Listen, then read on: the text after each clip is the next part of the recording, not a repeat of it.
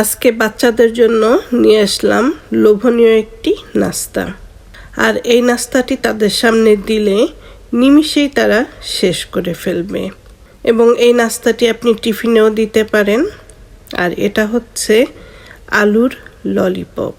এটা খেতে বেশ মজা, যে কোনো সসের সাথে, অথবা বিকেলে চায়ের সাথেও এটা খেতে পারেন। শুধু বাচ্চারা কেন, বড়রাও কিন্তু খেতে পারবেন। তো আজকের এই আলুর ললিপপটা আমি যেভাবে তৈরি করলাম, প্রথমেই একটি বাটির মধ্যে নিয়ে নিলাম 1 কাপ ময়দা, দিয়ে দিলাম সামান্য একটু লবণ, আর দিয়ে দিচ্ছি কালো জিরা। এখানে আধা চা চামচের মতন কালো জিরা নিয়ে নিয়েছি। আর এরপরে দিয়ে দিচ্ছি 1 টেবিল চামচ রান্নার তেল। তো এই উপকরণগুলো দিয়ে ভালোভাবে সব একসাথে মিশিয়ে মেখে নিব। এরপরে অল্প অল্প করে পানি দিয়ে এই ব্যাটারটা তৈরি করে নিব।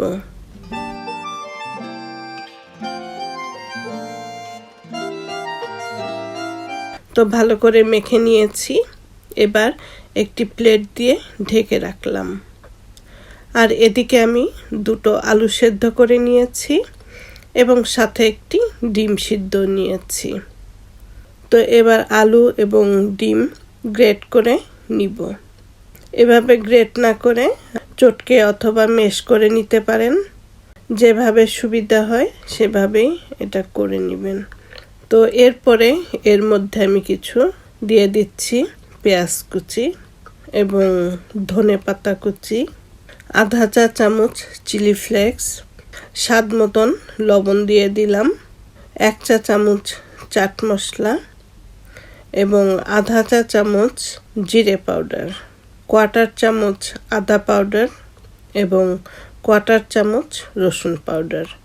আদা রসুনের পাউডার যদি না থাকে তাহলে আপনি পেস্ট করাই আদা রসুন দিতে পারেন। তো এই তো সবগুলো উপকরণ দিয়ে নিলাম। এবার ভালো করে মিশিয়ে নিব। তো আমি প্যাচুলার দিয়ে মিশিয়ে নিচ্ছি। প্যাচুলারের পরিবর্তে আপনি হাতের সাহায্যে মিশিয়ে নিতে পারেন। আলু এবং ডিমের মিশ্রণটা হয়ে গেছে। এখন এটা রেখে দিচ্ছি। এর আগে যে ময়দাটা গুলে রেখেছিলাম, তো প্লেটটা সরিয়ে ময়দাটা একটু মেখে নিব এবং অর্ধেকটা ময়দা দিয়ে আমি একটি রুটি বানিয়ে নিব এবং একটু পাতলা টাইপের রুটি হতে হবে। তো রুটিটা বেলে নিলাম। এরপর আমি এরকম একটি গোল গ্লাস নিয়ে নিলাম এবং গ্লাসটা দিয়ে গোল গোল করে কেটে নিব। তো সবার বাসায় তো আর কুকি কাটার থাকে না। তো কুকি কাটার না থাকলে তখন এরকম গ্লাস দিয়ে অথবা যে কোনো কোটার মুখ দিয়ে কেটে নিতে পারেন। তো এটা আমি ছোট ছোট করে গোল গোল করে কেটে নিলাম। আর এই কেটে রাখা গোল গোল রুটির উপরে আমি আলু এবং ডিমের যে মিশ্রণটা বানিয়ে রেখেছিলাম, সেই মিশ্রণটা ছোট ছোট বল বানিয়ে এর মধ্যে দিয়ে দিব। তো এটা আপনার আন্দাজ অনুযায়ী বলটা বানিয়ে নিতে হবে, যে আপনি রুটির সাইজটা কতটুকু করছেন তার উপর নির্ভর করবে আলুর সাইজটা কেমন হবে। তো প্রতিটি রুটির উপরে আমি এরকম ছোট আলুর বল দিয়ে দিলাম। আর নিয়ে নিচ্ছি কিছু আইসক্রিমের কাঠি। তো এই কাঠিগুলি মার্কেটে কিনতে পাওয়া যায়।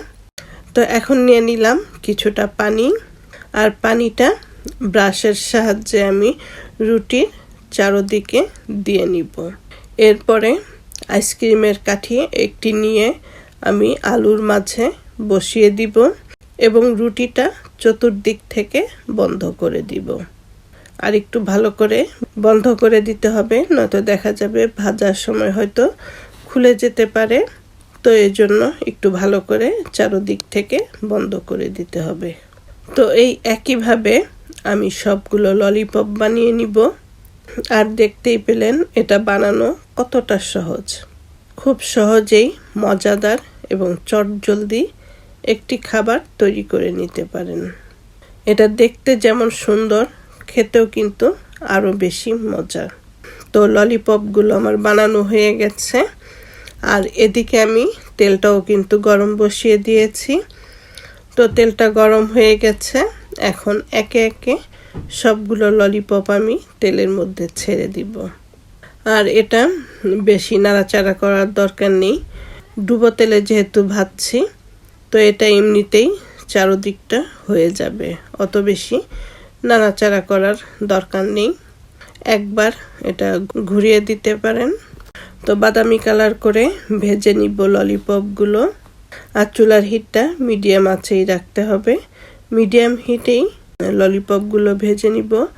ভেতরে আলুটা তো সেদ্ধ করাই আছে, এখন শুধু বাইরের সাইডটা, শুধু রুটিটা হয়ে গেলেই হয়ে যাবে। এই পর্যায়ে ললিপপগুলো ভাজা হয়ে গেছে, এখন আমি তেল ছেঁকে ছেঁকে তুলে নিব।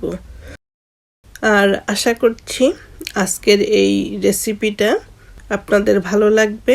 আর ভালো লাগলে অবশ্যই স্বপ্নকথা প্যারিস চ্যানেলের সাথে থাকবেন। ভালো থাকবেন সবাই। আল্লাহ হাফেজ।